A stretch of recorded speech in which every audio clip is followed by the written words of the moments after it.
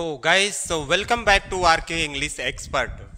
Past perfect tense के बाद से आज हम लोग पढ़ने वाले हैं इस वीडियो लेक्चर में फ्यूचर परफेक्ट।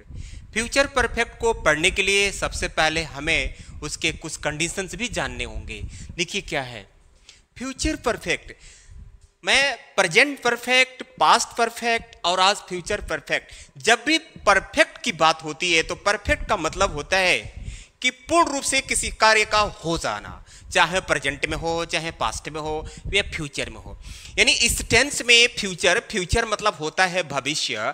तो भविष्य में कोई व्यक्ति किसी कार्य को पूर्ण रूप से बढ़िया से कंप्लीटली हो जाने की अनुमान लगाएगा, सोचेगा। लिखा है ना कि भविष्य में पूर्ण रूप से किसी कार्य का होना। ठीक, इसके बाद अब हम पहचान की बात करेंगे। यानी अगर बच्चों को, स्टूडेंट को अगर बता दिया जाए बेटा कि चुका होगा, चुकी होगी, चुके होंगे, चुका होगा, अगर इस तरह के वर्ड किसी सेंटेंस, हिंदी सेंटेंस के लास्ट में आ जाए तो आपको जान लेना है कि यह फ्यूचर परफेक्ट है। अगर ऐसे हम बताएं कि भविष्य में पूर्ण रूप से किसी कार्य का होना, तो इसमें बच्चों को डीपली जाना पड़ेगा। इतनी उनके पास 10th और 9th 10th 11th की इतने नॉलेज नहीं है कि इतना डीपली घुस जाएंगे। लेकिन अगर ये बता दिया जाए कि चुका होगा, चुकी होगी, चुके होंगे, चुका होगा, अगर ये वर्ड किसी हिंदी सेंटेंस के लास्ट में आए तो आपको समझ लेना है कि ये फ्यूचर परफेक्ट है। ठीक, अब इसको बनाने के लिए हेल्पिंग वर्ब का इस्तेमाल करते हैं। इसमें हेल्पिंग वर्ब है, अगर सब्जेक्ट आई और वी होते हैं तो आपको लिखना है शैल हैव प्लस V3। भाई परफेक्ट है तो परफेक्ट में वर्ब की थर्ड फॉर्म तो लगता ही है। You, they, he, she, it, name. अगर इनमें से कोई एक भी सब्जेक्ट आते हैं तो आपको विल हैव प्लस V3 का इस्तेमाल करना है। चलिए हम देखते हैं एग्जाम्पल। सबसे पहले पॉजिटिव पर, इसे बनाने के लिए सबसे पहले सब्जेक्ट के according will have, shall have, V3 object etcetera. ये मजदूर सोमवार तक इस कार्य को पूरा कर चुके होंगे। यानी काम मजदूर को देख करके, मतलब आप मजदूर को लगाने वाले हैं और वहां मजदूर नहीं है, मजदूर हैं लेकिन काम कर नहीं रहे, लेकिन आप आइडिया लगा रहे हैं कि ये जो मजदूर है ना सोमवार तक पूरा कर चुके होंगे, हमारा जहां तक मानना है। ऐसे मतलब आदमी सोच रहा है। ये मजदूर आपके सब्जेक्ट बने। जब भी आपको सेंटेंस बनाना हो, हिंदी से अंग्रेजी बनाना हो, तो पहले आप सब्जेक्ट को एरो कर लीजिए। उसके बाद चुके होंगे, पूरा करने की बात की जा रही है इस कार्य को। उसके बाद तक की मीनिंग, उसके बाद सोमवार की मीनिंग। आप देखिए किसी भी लंबे सेंटेंस को अगर आप इस तरह से एरो कर लेते हैं, इजीली आप हिंदी को इंग्लिश में ट्रांसलेट कर लेंगे। ये मजदूर की अंग्रेजी हम लिखने वाले हैं यहां पर दिस। क्या? दिस वर्कर्स, लेबरर्स भी बोलते हैं लोग, दीज वर्कर्स। अब दीज वर्कर्स है क्या, इनके साथ क्या लगेगा? दीज वर्कर के साथ अभी मैं बताया। बस आप इतना रट लीजिए कि आई और वी के साथ शैल हैव लगाना है और बाकी you, they, he, she, it, name. Name मतलब किसी नाउन का नाम, किसी चाहे वो नाउन प्रॉपर हो चाहे कॉमन हो, कुछ भी हो, उसके लिए विल लगाना है।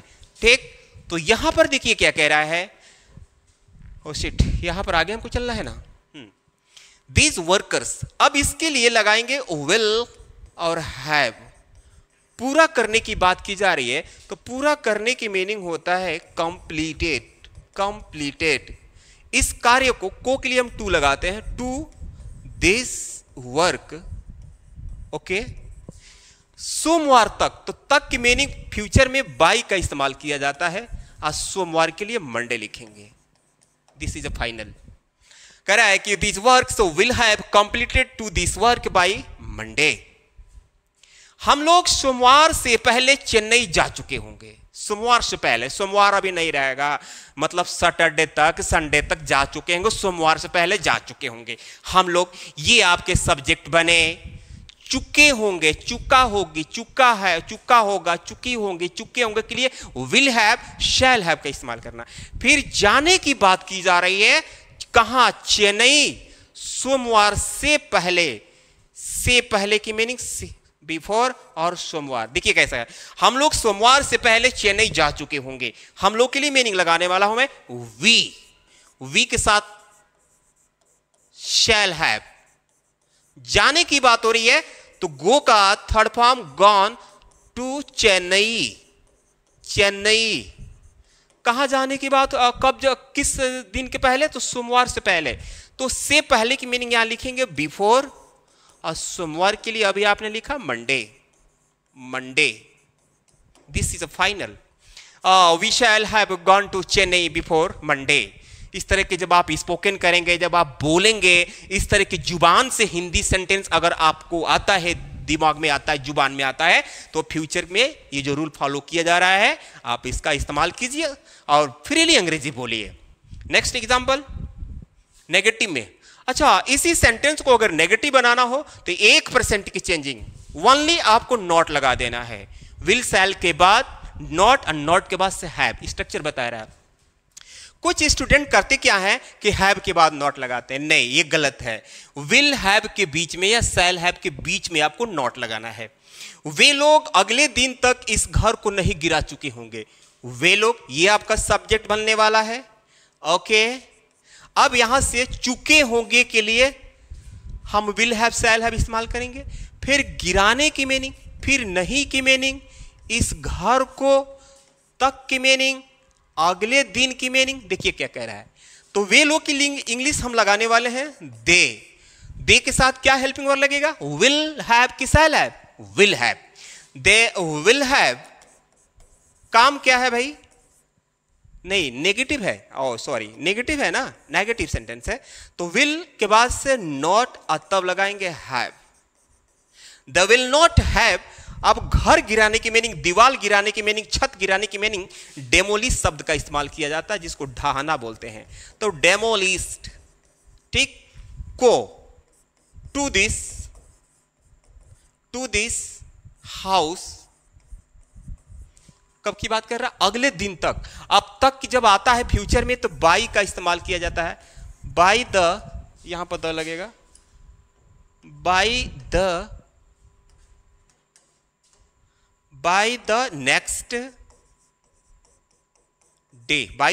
डे, ये आपका फाइनल हो गया। They will not have demolish to this house by the next day. आगे देखते हैं। अब हम बात करेंगे डियर डायरेक्ट इंटरोगेटिव की। कोई भी टेंस हो, अगर हिंदी सेंटेंस की शुरुआत क्या से होता है, क्या से, तो उसे डायरेक्ट इंटरोगेटिव बोलते हैं, जिसे हिंदी में प्रश्नवाचक वाक्य। डायरेक्ट इंटरोगेटिव हमेशा क्या से शुरू होता है, क्या से। क्या की अंग्रेजी आपको शुरू में व्हाट नहीं लिखना, मैं हर वीडियो लेक्चर में बताया हूं। जैसे लिखा है कि क्या आप बुधवार तक मेरा पैसा भेज चुके होंगे। क्या जब हिंदी सेंटेंस में शुरू में आता है, चाहे किसी भी टेंस का क्यों न हो, आपको व्हाट नहीं लगाना है, बल्कि उस टेंस में लगने वाला हेल्पिंग वर्ब आप पहले लिख देंगे तो क्या का मतलब निकल जाएगा। जैसे कि इसमें विल और शैल लिख देंगे तो इसमें क्या का मतलब निकल जाएगा। क्या आप, तो आपकी मीनिंग हो गया यू, तो यू के साथ लगता है वेल, ये हो गया। जैसे मैंने विल लिखा तो क्या का मतलब निकला, और आपकी मीनिंग यू। अब सब्जेक्ट ये बना, इसके बाद हैव। विल यू हैव, काम क्या है, भेजना। तो भेजने की थर्ड फॉर्म सेंट। मेरा पैसा, माई मनी, बुधवार तक, बाई बुधवार तक, Tuesday Wednesday. Oh, will you have sent my money by Wednesday? Or will you have sent my money by Wednesday? Okay, तो ये रहा डायरेक्ट इंटरोगेटिव। अच्छा, डायरेक्ट इंटरोगेटिव में अगर नेगेटिव हो जाए, नेगेटिव, तो इसमें क्या करेंगे। अभी इस डायरेक्ट इंटरोगेटिव पर भी और सेंटेंस है, जिसे मैं अभी नहीं बताया, यहां नहीं लगा हुआ है, तो अभी बताने वाला हूं। कह रहा है कि क्या हम लोग 1 साल बाद अधिकारी बन चुके होंगे। देखिए, डायरेक्ट इंटरोगेटिव की बात कर रहा है। डायरेक्ट इंटरोगेटिव, क्या हम लोग, तो हम लोग की मीनिंग यहां लिख देंगे वी, और वी के साथ हमेशा सेल लगता है, तो यहां लिखेंगे सेल। कंफर्म हो गया। सेल लिखने से क्या का मतलब निकल गया, हम लोग की मीनिंग वी हो गया। वी सब्जेक्ट बना, इसके बाद हैव लग गया। सेल वी हैव, सेल लिखने से, हैव लिखने से क्या का भी मतलब निकला, इधर चुका होगा, चुकी होगी, चुके होंगे, उसका भी मतलब निकल गया। शैल वी हैव, बनने की बात की जा रही है तो बिकम, क्या, ऑफिसर्स, अधिकारी। एक साल बाद, यह बाद की बात हो रही है, after a year, after a year. Shall we have become officers after year, after year, after 1 year भी कर सकते हैं। क्या आप मंत्री जी से कल नहीं मिल चुके होंगे? अब देखिए, अगर सेंटेंस क्या भी हो और उसमें नहीं भी हो, 1% की चेंजिंग करना है, बस ना आपको सब्जेक्ट के बाद से नॉट लगा देना और कुछ नहीं करना है। क्या की मीनिंग तो पहले आप लिख लीजिए। कैसे पता चलेगा कि क्या की मीनिंग विल लिखें कि शैल लिखें? बस आप पहले सब्जेक्ट लिख दीजिए। सब्जेक्ट आपकी मीनिंग यू, तो यू ही बता देगा कि यहां पर लगेगा विल, विल यू, ये सब्जेक्ट, इसके बाद नॉट, नॉट हो गया ना यहां पर, यस। अब शैल वी नॉट, उसके बाद लिखना है हैव, मीट, मिलने की बात हो रही है तो इसका सेकेंड और थर्ड फॉर्म मेट होता है। Will you not have met, किनसे? मंत्री जी से। The minister, the minister, minister के पहले कोई प्रीपोजिशन का इस्तेमाल नहीं होता है, क्योंकि सॉरी, मीट जो शब्द है, मीट शब्द के बाद किसी भी प्रेपोजिशन का इस्तेमाल नहीं होता है। मीट का मतलब ही होता है से और मिलना, उसमें से भी है। आपको से की मीनिंग विद, फ्रॉम वगैरह लगाने की जरूरत नहीं है। Will you not have met the minister, कब? कल, यानी टुमारो, टुमारो, क्वेश्चन मार्क लग गया। तो गाइस, मेरे फ्रेंड्स, मेरे स्टूडेंट्स, ये रहे आपके फ्यूचर परफेक्ट के डायरेक्ट इंटरोगेटिव। अब हम बात करेंगे इनडायरेक्ट इंटरोगेटिव के बारे में। देखिए क्या कह रहा है। इनडायरेक्ट इंटरोगेटिव वह होता है कि हिंदी के बीच में कहां, क्यों, कैसे, कब, कौन, किसे, किसको, क्यों, इस तरह के वर्ड अगर बीच में आ जाते हैं तो इसे हम इनडायरेक्ट इंटरोगेटिव के नाम से जानते हैं, जिसका हिंदी हुआ प्रश्न सूचक वाक्य। तो कहां आया पहले, तो इसकी अंग्रेजी हम पहले लिखते हैं वेयर, जिसको हम QW बोलते हैं। ये QW हो गया। जैसे ही हम QW लिखेंगे ना, विल या शैल लिखना पड़ेगा, रूल है। तो कैसे पता चलेगा कि विल लिखेंगे शैल? ये भाई सब्जेक्ट है ना मेरा ड्राइवर, तो मेरा ड्राइवर के अनुसार लगेगा विल, और तब मेरा ड्राइवर के अंग्रेजी my driver, where will my driver.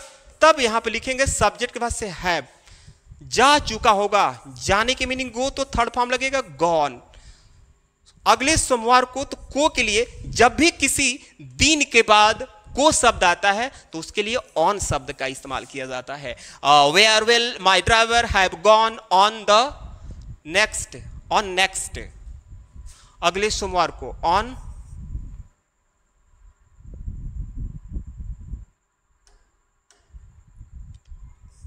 On next Monday, on next Monday. Where will my driver have gone on next Monday. इससे रिलेटेड और भी एग्जांपल्स हैं। आप स्टेशन पर मुझे कहां मिल चुके होंगे? कहां? आप स्टेशन पर मुझे कब मिल चुके होंगे? अब देखिए कब आया, तो कब की मीनिंग सबसे पहले आप यहां लिखिए व्हेन। आप सब्जेक्ट है तो इसके अकॉर्डिंग लगेगा विल, और तब आपकी मीनिंग यू। मिलने की बात हो रही है, मिल, मिल मतलब मिलना, तो इसका थर्ड फॉर्म और सेकंड फॉर्म मेट होता है। व्हेन विल यू, मुझसे, ये से आया तो इसके लिए कुछ नहीं, और मुझे के लिए मी। मैं बोला ना कि मीट का जो सेकेंड फॉर्म, चाहे थर्ड फॉर्म चाहे फर्स्ट फॉर्म हो, उसके बाद किसी प्रेपोजिशन का इस्तेमाल नहीं होता है। व्हेन विल यू,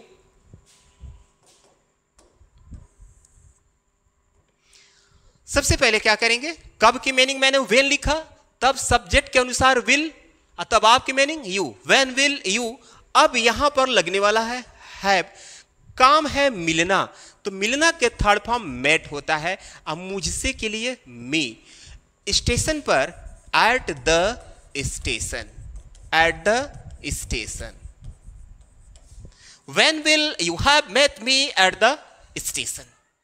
फ्रेंड्स, अगर ये सेंटेंस डायरेक्ट, अगर ये सेंटेंस इनडायरेक्ट इंट्रोगेटिव भी हो और साथ ही साथ नेगेटिव हो, तो फिर आपको 1% की चेंजिंग करना है, बस सब्जेक्ट के बाद से नॉट लगा देना, और कुछ करने की जरूरत नहीं है। देखिए, वह 10 बजे तक क्यों नहीं जा चुकी होगी, वह 10 बजे तक दफ्तर क्यों नहीं जा चुकी होगी। सबसे पहले क्यों की मीनिंग लिखने वाले हैं वाई। अब ये रहा QW, इसके जस्ट बाद हमें विल या तो शैल लगाना। ये कैसे पता चलेगा, शुरू में सब्जेक्ट होगा, जा चुकी होगी, महिला है तो वह की मीनिंग सी, तो सी के अनुसार लगता है विल, तब लिखेंगे सी, और सब्जेक्ट हुआ। उसके बाद नॉट, और नॉट के बाद से have. When will see not have gone, go का थर्ड फॉर्म गॉन के बाद हमेशा टू लगता है, गॉन टू ऑफिस। कितने बजे की बात हो रही है, 10 बजे तक, बाई 10 o'clock, बाई 10 o'clock। ये सेंटेंस आपके बनकर फाइनल। आप स्टेशन पर मुझे कब मिल चुके होंगे, मुझसे कब मिल चुके होंगे। When will you have met me at the station? वह 10 बजे तक दफ्तर क्यों नहीं जा चुकी होगी। Why will she not have gone to office by 10 o'clock? तो फ्रेंड्स, ये रहे आपके फ्यूचर परफेक्ट टेंस के सारे सेंटेंसेस। अगर ये वीडियो समझ में आया, पसंद आया तो प्लीज एक लाइक कीजिए, एक लाइक दीजिए और चैनल को सब्सक्राइब कीजिए और शेयर भी कीजिए ताकि आप पढ़े और अन्य बच्चे भी पढ़े। Thank you.